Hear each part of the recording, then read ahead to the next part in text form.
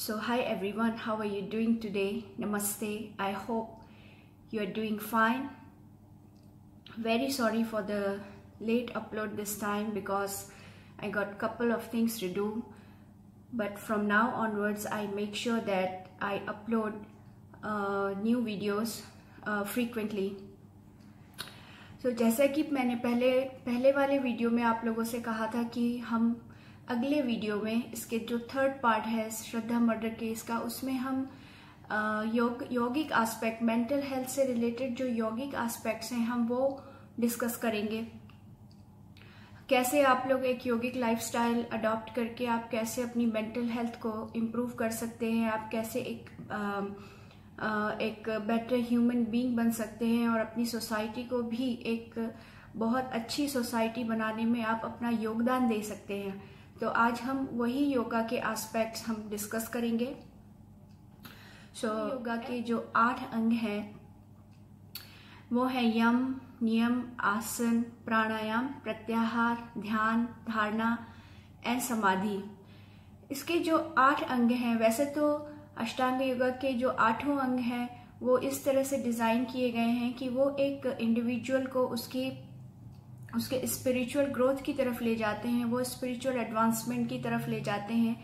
लेकिन अगर हम अष्टांग योगा के जो पहले 4 चरण हैं, जो पहले 4 लिम्स हैं, यम, नियम, आसन एंड प्राणायाम, अगर हम इन 4 अष्टांग योगा के इन 4 अंगों को डिस्कस करें या इनको हम स्टडी करें तो हमें ये पता चलेगा कि पहले ये जो 4 अंग हैं ये केवल आपके स्पिरिचुअल एडवांसमेंट के लिए नहीं है, ये आपकी अपने रिफाइनमेंट के लिए है, आपके अपने व्यक्तित्व निर्माण के लिए है। Going to focus on first 4 aspects of Ashtanga yoga, यम, नियम, आसन एंड प्राणायाम। तो ये जो 4 अंग हैं उसमें जो सबसे पहला अंग है यम। तो यम क्या है? बेसिकली पतंजल योग संहिता में 5 यम डिफाइन किए गए हैं और ये 5 यम क्या हैं? ये 5 यम हैं सत्य, अहिंसा, आस्तेय, अपरिग्रह एंड ब्रह्मचर्य, सेलिबेसी। सो सत्य, of course, I no need to define so much. Satya is truthfulness. Be truthful to yourself. It's basically this truthfulness means is practice what you preach or practice what we preach. जो कहते हैं वो करते हैं। Basically इसका मतलब वही होता है ट्रूथफुलनेस का मतलब। ट्रूथफुलनेस को आप ट्रांसपेरेंसी से भी जोड़ सकते हैं कि आप कितने ट्रांसपेरेंट हैं, आपने जो कहा है आप वो उस पर आप खरे उतरते हैं या नहीं, आप उसको कितना आप उसको फॉलो करते हैं जो आप कहते हैं। तो सत्य का मतलब अपने आप में ट्रांसपेरेंसी रखना, अपनी पर्सनैलिटी को एक ट्रांसपेरेंट पर्सनैलिटी बनाने की कोशिश करना। हम इसमें सत्य को इस तरह से डिफाइन करते हैं। तो अगर आप देखिए, अगर आप एक सोसाइटी, एक हेल्दी सोसाइटी, एक बैलेंस सोसाइटी बनाना चाहते हैं, जो एक सोसाइटी जिसमें काफ़ी सारे वैल्यूज़ हैं, जहाँ बहुत सारे वैल्यूज़ हैं, तो आप उसमें देखिए कि ट्रांसपेरेंसी का होना कितना ज़रूरी है। अगर हमारे व्यक्तित्व में अगर ये क्वालिटी है, अगर हम ट्रांसपेरेंट हैं तो शायद हमारे साथ साथ दूसरों की भी बहुत सारी चीज़ें दूसरों के लिए हम आसान कर लेंगे, हमारे अपने लिए हम बहुत सारी चीज़ें आसान कर लेंगे और इस तरह से हम एक लेस कॉम्प्लिकेटेड एक पर्सनैलिटी के रूप में उभरेंगे। तो ये तो हुआ first aspect of yamas. Ahimsa. Ahimsa means non violence. Non violence is not only the physical violence. Non violence हर तरह से हम इसको मानसिक, फिजिकल, शारीरिक, हर तरह का जो वायलेंस होता है, physical abuse, mental abuse, verbal abuse, ये सारे अहिंसा का ही एक पार्ट है। अगर हम बहुत ज्यादा अब्यूसिव हैं, किसी को हम हाथ नहीं उठाते लेकिन हमारी भाषा बहुत खराब है, हम मेंटली किसी को अब्यूज करते हैं, किसी को इमोशनल ब्लैकमेल करना या किसी को बहुत ज्यादा अपशब्दों का इस्तेमाल करना, ये भी एक अहिंसा है। अगर हम अहिंसा की प्रैक्टिस अपनी डे टू डे लाइफ में करते हैं तो फिर हम एक एक बहुत बेहतरीन एक इंसान बनने की तरफ जा रहे हैं। और अगर ये प्रैक्टिस हमारी सोसाइटी आत्मसात करती है तो एक सोसाइटी भी एक बहुत ही self discipline and well mannered society की तरफ बढ़ रही है। तो इस तरह से अहिंसा को हम इस तरह से देखते हैं, अहिंसा को इस तरह से देखना चाहिए कि हमारे अंदर वायलेंस हम कितना कम से कम कर सकते हैं।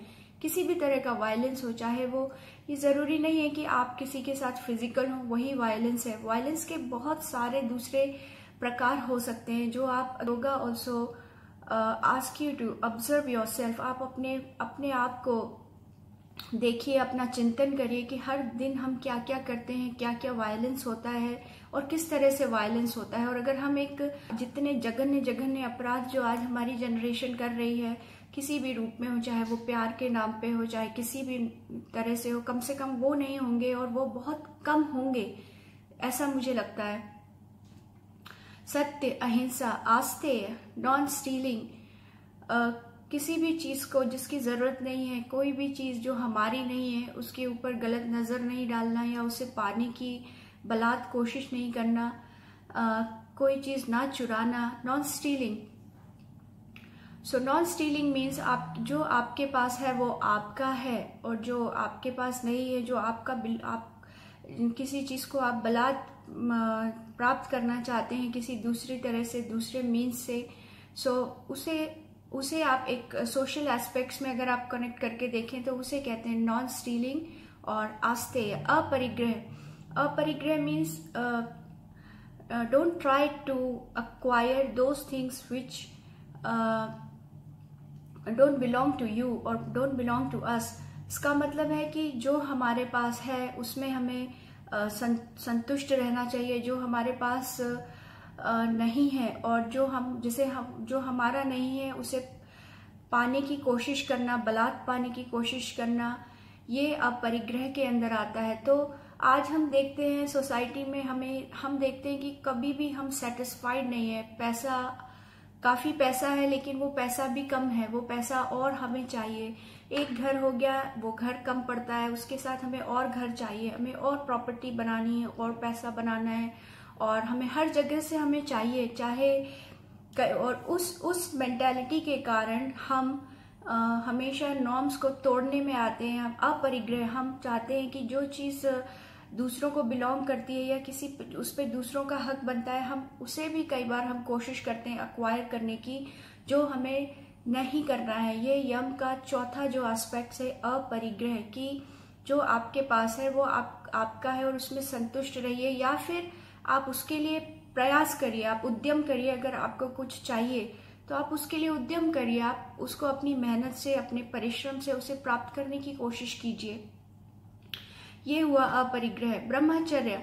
ब्रह्मचर्य means not exactly like not literally, if we want to associate this word with the social aspects, it's not like you cannot get married or you cannot have a partner, not like that. Brahmacharya, you can define brahmacharya or celibacy as having one partner, and having one partner in your life and just be with the partner all the time, be loyal to him or her. आप उस ब्रह्मचर्य को इस तरह से देख सकते हैं। तो ये जो 5 एस्पेक्ट्स हैं यम के, आपने देखा है कि ये जो है ये एक तरह से उसे आप कह सकते हैं मोरल वैल्यूज कह सकते हैं। मोरल वैल्यूज आपके अंदर इनबिल्ट करने के लिए ये 5 जो एस्पेक्ट्स हैं, मैं तो इन 5 एस्पेक्ट्स को इसी तरह से देखती हूँ कि अगर इन 5 यमास की अगर हम प्रैक्टिस करते हैं, उन्हें आत्मसात करने की कोशिश करते हैं, तो हम खुद कितने ज्यादा एक रिफाइंड पर्सनालिटी बन के उभरेंगे और हम कितना कुछ कंट्रीब्यूट कर सकते हैं। हम किसी को उस सही गाइड कर सकते हैं, उसकी सर्कमस्टांसेस के अकॉर्डिंग हम उसको गाइड कर सकते हैं।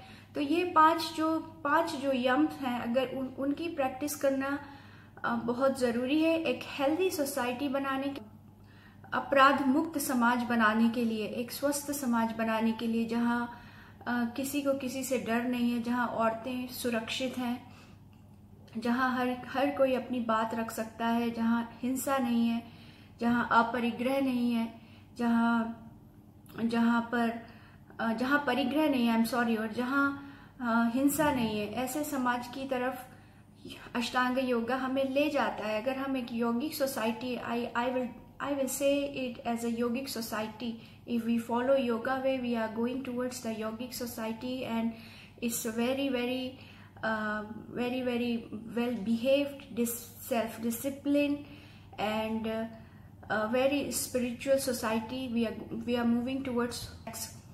So ये था यम। इसी तरह से अगर नियम की बात की जाए तो नियम क्या है? नियम जो डिफाइन किए गए हैं वो है शौच, संतोष। शौच means cleanliness of our body. Our body, it is said in Ashtanga Yoga or Patanjali Yoga Samhita that our body is a temple where our soul resides. So हमारे शरीर की शुद्धि अगर होती है, अगर हम शरीर को शुद्ध रखते हैं तो हमारी आत्मा शुद्ध होती है, हमारी आत्मा और शक्तिशाली होती है और बलवान होती है। तो ये क्लेanलीनेस। अब क्लेanलीनेस आप देखिए, बचपन से जब बच्चा छोटा बच्चा जब स्कूल जाना शुरू करता है, जब वो किंडरगार्टन में जाना शुरू करता है, उसको पहले क्लेanलीनेस सिखाई जाती है कि अपने हैंड वॉश करो और ये करो वो करो। तो यही क्लेanलीनेस है जो हम अगर अपने ऊपर देखते हैं, जब हम अपने ऊपर लेते हैं, तो ये क्लेanलीनेस होती है शरीर की शुद्धि। जैसे जैसे शरीर की शुद्धि होती जाएगी तो हम अपनी आत्मा की शुद्धि, हम अपने मन की शुद्धि की तरफ बढ़ते जाते हैं। तो पहला एस्पेक्ट कहता है शौच। दूसरा होता है संतोष। संतोष मीन्स जैसे एक संतोष का भाव, मतलब अपने अंदर एक वो भाव लेकर आना कि हम हर परिस्थिति में हम प्रसन्न हैं और हम संतुष्ट हैं जो हमारे पास है। हमें अगर किसी के पास कुछ हमसे ज़्यादा है तो हमें उससे प्रभावित नहीं होना है या हम उससे अफेक्टेड नहीं होते हैं।